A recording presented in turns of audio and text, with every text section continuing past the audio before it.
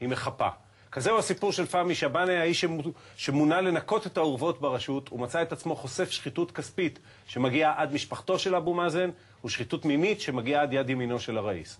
לא פחות מעניין, מהרגע שהחל להוות איום על אבו מאזן, הפך שבאנה עצמו יעד לחקירות וכתבי אישום בישראל. צבי יחזקאלי מביא את סיפורו, שאחריו איש כבר לא יוכל לומר, לא ידענו.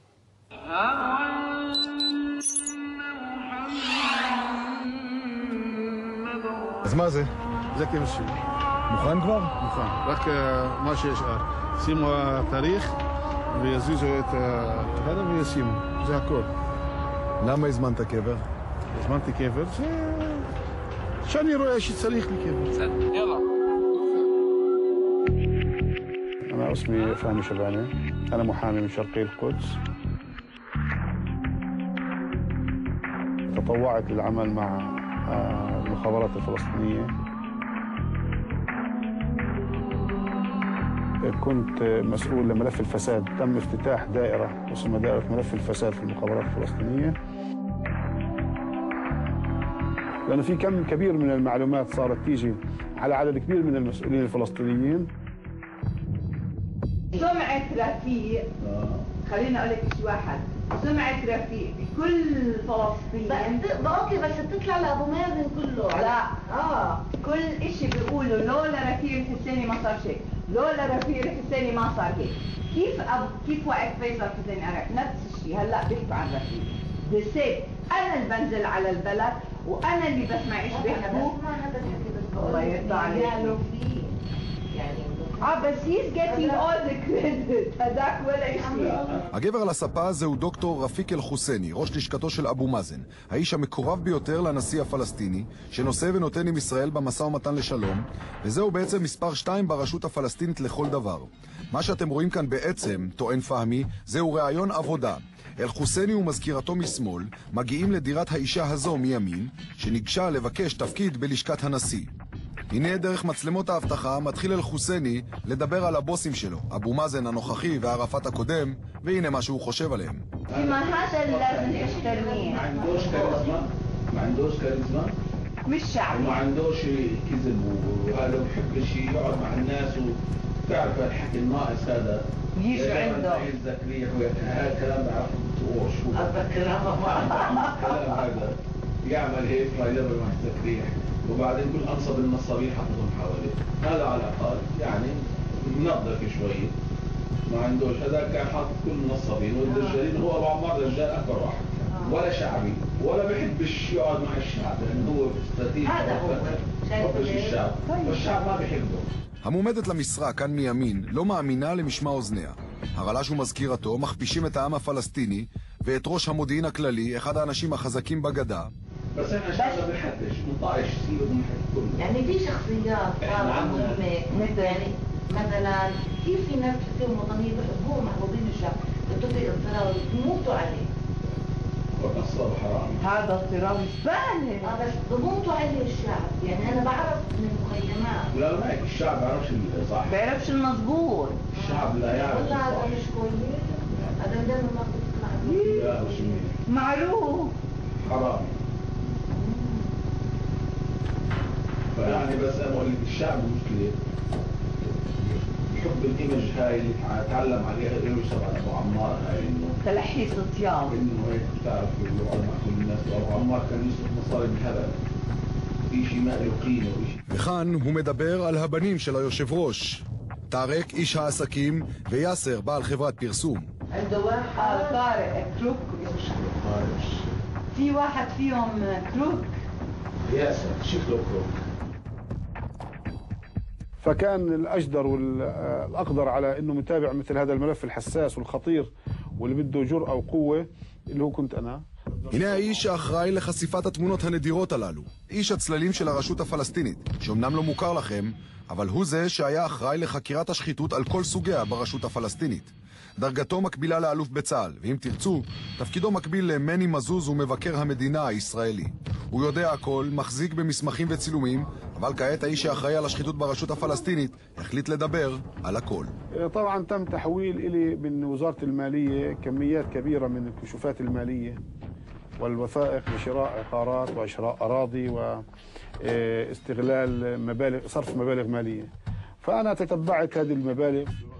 בחקירותיו מבין פהמי שמאות מיליוני דולרים שניתנו לרשות הפלסטינית ממדינות אירופה וממדינות ערב ככספי סיוע עושים את דרכם לידיים פרטיות. תוך זמן קצר הוא עולה על השיטה. איך מוציאים כסף ממשרד הראיס? זה הסכם על קרקע. זה הסכם על קרקע. למה זה בעברית? שקנו קרקע מישראלי. הוא קיבל 2,300,000 דולר. זאת אומרת, הוא אמר לרשות... ההבדל ביניהם... מה הוא אמר להם? אני קונה, אני רוצה לקנות קרקע. תנו לי, עולה 2,300,000. ושלם 1,800,000 שקל ומקבל הסכום. ההבדל ביניהם 1,950,000 דולר. יעני 2 מיליון דולר לכיס. לכיס, כן. השיטה לא כל כך מתוחכמת. מי שמקורב ליושב ראש מבקש הלוואה כדי לקנות נכסים מיהודים, בעוד שמאבו מאזן מבקשים כמה מיליוני דולרים, לישראלים נותנים הרבה פחות. את הכסף שנשאר משלשלים לכיס הפרטי. مئات الملايين الدولارات اللي تم سرقتها. אתה بتحكي عن مئات الملايين. وين راح هذا المصاري؟ ملايين الدولارات اللي انسرقت كان الأولى فيهم فقراء الشعب الفلسطيني، أولى من أن ياخذوهم يبنوا قصور لأنفسهم. أنا لما بجي من برا من تونس بجي معي 3,000 دولار أو معي 10,000 دولار، واليوم صار معي 10 مليون و50 مليون و100 مليون. طب من وين جبتهم؟ והנה עוד גילוי מהמסמכים של שבני. שר האוצר, שאמור לשמור על הקופה, העביר במשך שנה 8 מיליון דולר מחשבון הרשות לחשבונו הפרטי. هو زي السرطان. يعني السلطة الفلسطينية تواجه مرض، والسرطان اسمه الفساد. واللي مين المحترم مين الشريف بكون أسهل علي أعدل لك على عدد أصابع الواحدة الإيد الواحدة. כשהוא יורד לפרטים הוא מגיע לבכירים ביותר, עד לבנו של הנשיא אבו מאזן. הנה תלונה למי ששילמו אמריקאי 300,000-200,000 דולר לחברת סקאי. סקאי זו חברת הפרסום של הבן של אבו מאזן. כן, שקיבלו 300,000-200,000 דולר. 3,200,000 דולר לעשות לפרסמו את פת לפני הבחירות ב-2006. פהמי טוען שבנו של אבו מאזן זכה במכרז שלא בצורה הוגנת ומקבל יותר מ3 מיליון דולר לקמפיין פרסום מטעם מפלגת השלטון, הפתח. כל זה לפני הבחירות. أحد الملفات كان لأحد المسؤولين بالصف الأول اللي دائما بيقعد جنب أبو مازن ويتصدر الإعلام. يعني أنت اسمك حسكالي، هو بيطلع على التلفزيون أكثر منك بقيمة 2,700,000 دولار، واتهمته بالسرقة هو وأخوه. لم تكن هناك أي نتيجة لغاية اليوم. פהמי מבין שהרשות הפלסטינית לא תשפוט את בחיריה ולא תילחם באמת בשחיתות, ולכן את חומר הנפץ הזה הוא מחליט להעביר לתקשורת. بكرة بتذيعوا الوضوح هذا أو بكرة أو بعد أسبوع راح يطلعوا هذول الناس ويشغلوا أذنابهم ويشوهوا فيه المعلومات. هذول لو أنا صرحت فيها وهي موجودة بالصوت والصورة بالوثائق، لو أنا أعطيت لأمير قطر ورجيته إياها، أنا متأكد إنه مش راح يدفع ولا قرش ولا دينار ولا דולר. עובדת היותה של הרשות הפלסטינית מושחתת זה לא דבר חדש. פהמי חשב שלאחר שחשף את המסמכים, בכך הסתיים העניין, אבל כנראה שהסיפור האמיתי התחיל אחר כך. כשהוא נכנס פנימה אל תוך לשכת היושב ראש אבו מאזן, הוא גילה את המנוע האמיתי לשחיתות, התאווה המינית. توجهت لي امرأة فلسطينية واشتكت وتقدمت بشكوى وقالت إنه مسؤول كبير في السلطة الفلسطينية حاول يراودها عن نفسها، بمعنى إنه يستغلها جنسيا. طبعا صدمت أنا لما عرفت مين الشخصية هاي. هذه الشخصية هي رئيس ديوان الرئيس، الأمين السر تبع الرئيس اللي هو رفيق الحسين. فطبعا تم طرح هذا الموضوع لرئيس المخابرات. قال كيف بدنا نيجي نثبت هذا للرئيس، لأن الرئيس مش بسهولة راح يصدق إنه واحد عنده مسؤول بيتصرف بالطريقة هذه المخزية. فوصلنا لنتيجة إنه هذا الإنسان لازم إحنا نصوره. במודיעין מגלים שזו השיטה של חוסני. הוא מגיע שוב ושוב עם מזכירתו לדירתה של המתלוננת בניסיון לפתות אותה. פהמי מחליט לצלם ולתעד את כל הפגישות הללו.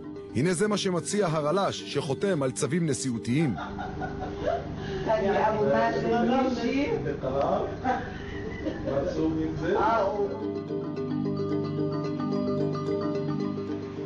וכאן כבר נראה חוסני בחדר השינה. لازم اطفي الضوء ولا انت بتطفيهم ولا شو؟ شو الإجراء؟ הוא מתכונן.